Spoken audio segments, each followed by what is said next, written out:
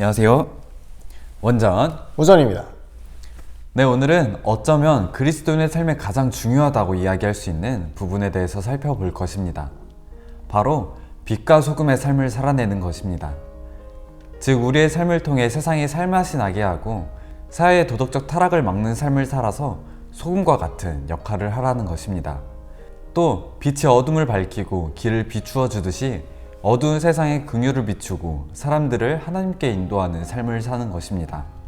하나님께서는 우리가 빛과 소금의 삶을 살아내며 영원히 지속될 영향력을 미칠 수 있다고 파격적인 주장을 하고 계십니다.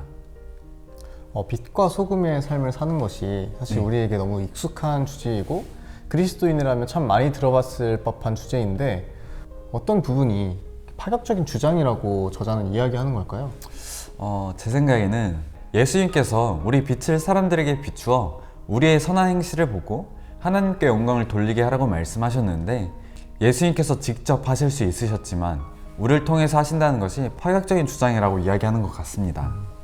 우리 눈으로 보고 듣고 만질 수 있는 증거를 남겨주셨더라면 우리의 삶으로 증거하지 않아도 모든 사람들이 하나님을 믿을 것이지만, 하나님께서는 그의 자녀된 이들에게 그 역할을 맡기셨다는 것이 복음 전파의 역할을 우리에게 임명하셨다는 것이 파격적인 주장이지 않나 생각이 듭니다.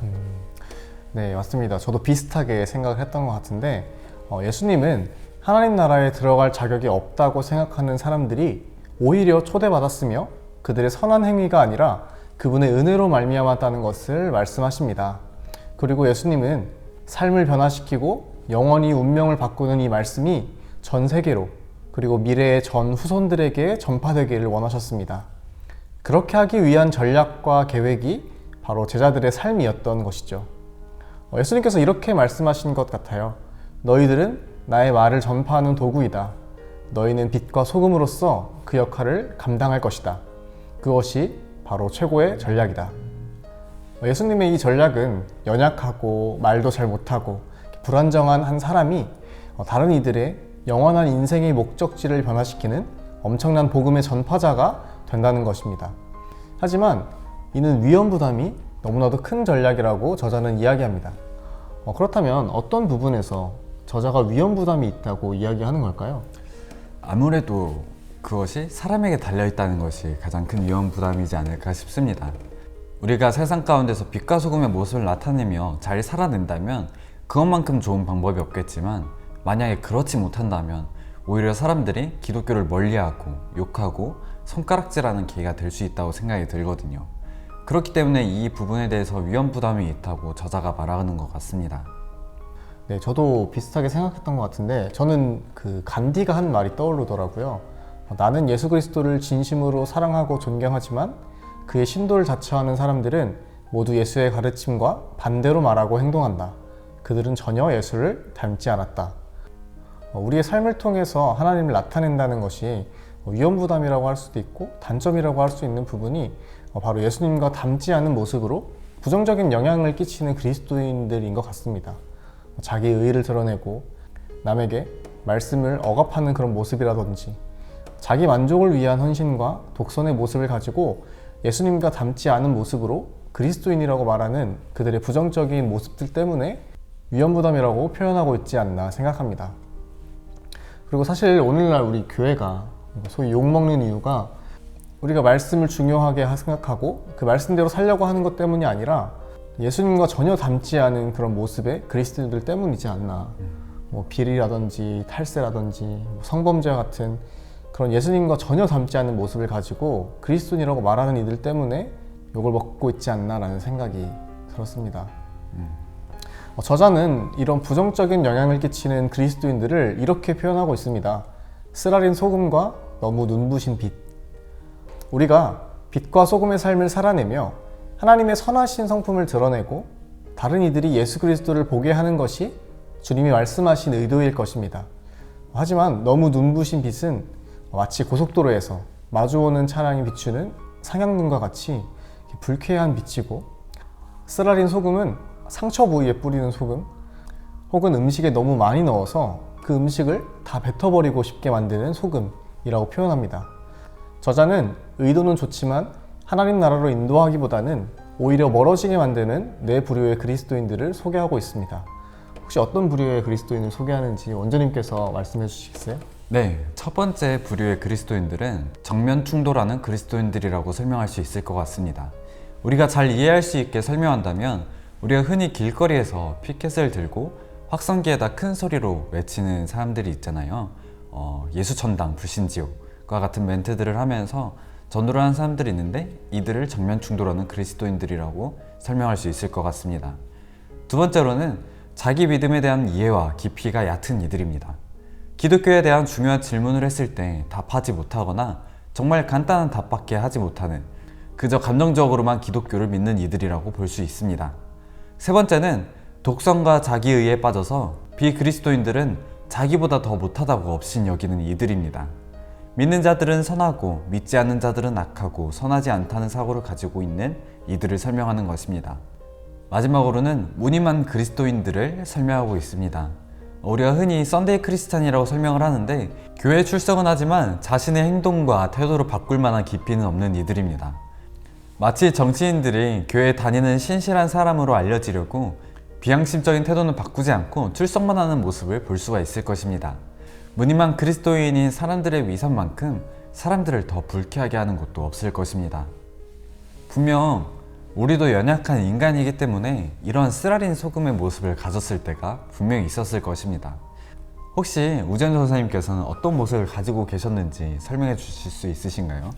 네, 저는 사실 이 네 가지 유형보다는 제가 생각했던 저의 쓰라린 소금이었던 때의 모습은 대학생 때 제가 샤마라는 예배팀 동아리에서 리더로 섬기고 있었을 때인데 저희 동아리는 참 모임이 많았어요. 뭐 예배도 있었고 기도 모임도 있었고 큐티 모임도 있었고 모이는 시간이 많았는데 그런 모임들을 다 참석하겠다고 동의를 하고 이제 동아리 들어오는 그런 구조였는데 이제 동아리원들이 예배도 오지 않고 기도 모임도 자주 빠지고 그런 모습들을 봤을 때 저는 무엇보다 가장 중요한 게 예배고 기도 모임이고 너희들이 동의한 부분이지 않냐, 그런데 왜 출석하지 않느냐 라고 계속해서 압박했던 것 같아요.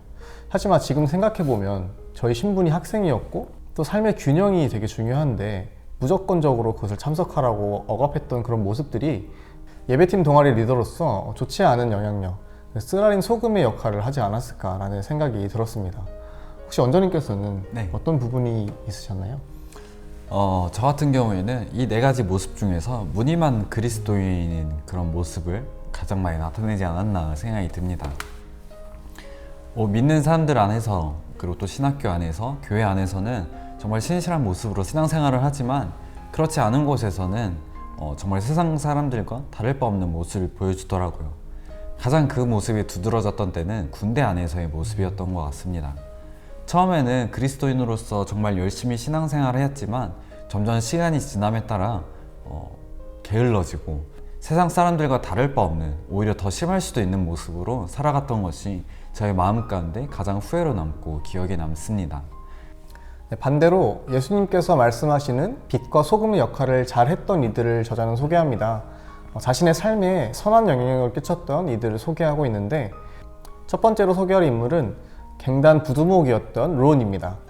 론은 자신의 동료에게 피해를 입힌 라이벌 갱단을 찾아가서 총을 쏘며 난동을 피웠습니다.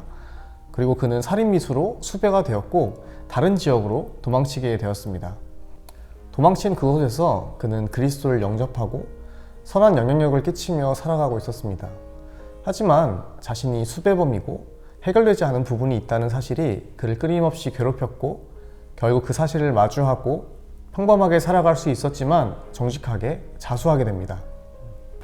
그는 법정에서 자신은 그리스도인이 되었고 그래서 잘못을 인정하고 용서를 구하는 것이 옳다고 생각했기 때문에 이렇게 자수했다라고 이야기를 합니다. 20년형에 처해질 범죄였지만 자신의 잘못을 인정하는 모습에 감명받은 판사가 집행유예를 선고합니다. 그는 그리스도인으로서 대가를 지불해야만 하는 순간에 그것을 인정하고 믿음을 지키는 선택을 하였습니다. 이것이 바로 빛과 소금이 된다는 것입니다. 우리가 믿음을 진지하게 생각할 때 우리를 지켜보고 있는 다른 사람들도 역시 진지하게 받아들일 것이기 때문입니다. 저번 시간에 정직을 택함에 있어서 반드시 비용을 지불해야 한다라고 이야기를 나눴었는데 그 부분과 굉장히 유사한 부분이지 않나 생각합니다. 두 번째로는 긍휼의 마음으로 도움이 필요한 사람들에게 하나님의 사랑을 실천한 데이빗을 소개하며 데이빗을 통해 말은 빨리 사라지지만 종으로서 온유하게 섬긴 행동은 사람들이 영원히 기억한다는 것을 말하고 있습니다. 예수님의 이름으로 베푼 조그마한 친절만큼 소금마치 짠맛을 내고 앞길을 환하게 비추는 빛과 같은 역할을 하는 것은 없을 것입니다. 세 번째로 소개하는 인물은 그들의 말과 행동, 믿는 것과 삶의 모습이 일치하는 진실한 그리스도인이었던 린다와 제리입니다. 린다와 제리를 통해 저자는 사람들이 당신의 삶에서 무엇을 보고 있는지, 우리의 주변 사람들이 우리의 삶을 통해서 어떤 것을 보고 있는지 우리에게 도전의 메시지를 주고 있습니다. 혹시 원장님께서는 나에게 빛과 소금으로 선한 영향력을 준 사람 혹은 사건이 있을까요?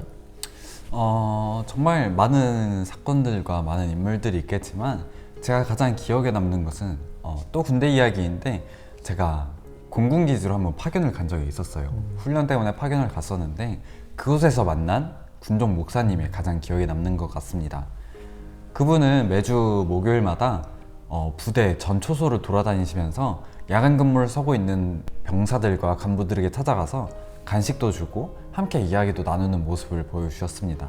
우연치 않게 그분과 친해지게 되어서 정말 많은 교제를 하고 매주 목요일마다 가는 그 신방도 항상 따라다니게 되었는데 정말 그 모든 병사들의 이름을 외우고 계시고 또 그들의 사건과 고민과 일들을 다 기억을 하고 계시더라고요.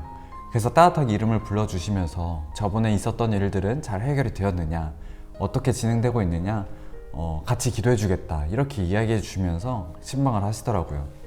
그 모습을 보면서 정말 대단하다고 느꼈습니다. 어쩌면 당연히 해야 될 일들이지만 그 일들을 20년 넘게 한 번도 빠짐없이 매주 하시는 것을 보면서 나도 나중에 저렇게 꼭 사역을 해야겠다, 나도 저런 마음과 저런 사랑의 모습으로 성도들에게 다가가야겠다, 그런 마음을 가졌던 사건이 있었던 것 같습니다. 우재현 조사님께서는 어떤 사건과 어떤 인물이 있으셨나요? 저도 저에게 참 선한 영향력을 준 사람들도 많고 그런 일들도 많았지만 가장 최근의 일을 떠올려 봤습니다. 우리 진규가 이번에 취업을 했는데 취업을 하고 나서 그런 질문이 있다고 이야기하더라고요. 주중에 열심히 일을 하고 주말까지도 이렇게 교회에 와서 헌신하고 섬기는 것들이 힘들지 않냐, 어떻게 그렇게 하냐라고 이렇게 물어봤는데 그때 간사님께서 이렇게 말씀하셨어요. 물론 몸이 피곤하고 힘들 때가 있지만 그래도 교회에 와서 함께 예배하고 섬기는 그런 것들이 나에게 회복이 된다. 그 말을 들었을 때 참 도전이 되더라고요. 진규에게 정말 좋은 조언이지 않았나. 또 진규뿐만 아니라 그 자리에 있던 우리 모두에게 정말 좋은 선한 영향력을 끼치는 말이 아니었을까 하는 생각이 들었습니다. 우리의 믿음의 행동들이 믿지 않는 다른 이들로 하여금 하나님을 믿게 만들 수는 없지만 그 행동들이 선한 영향력으로 흘러들어가 훗날 하나님을 받아들이는데 도움이 되는 하나의 영향력이 될 수 있을 것입니다. 하나님께서는 복음 전파에 대한 위험 부담이 큰 전략을 택하셨습니다. 빛과 소금의 삶을 살아내며 하나님의 선하신 성품을 드러내고 다른 이들이 예수 그리스도를 보게 하는 것이 주님이 말씀하신 의도입니다. 우리 모두가 쓰라린 소금과 너무 눈부신 빛이 되어 부정적인 영향력을 끼치는 자들이 되는 것이 아닌 세상을 살맛 나게 만들고 어두움을 밝히는 선한 영향력을 끼치는 그리스도인들이 되길 바랍니다.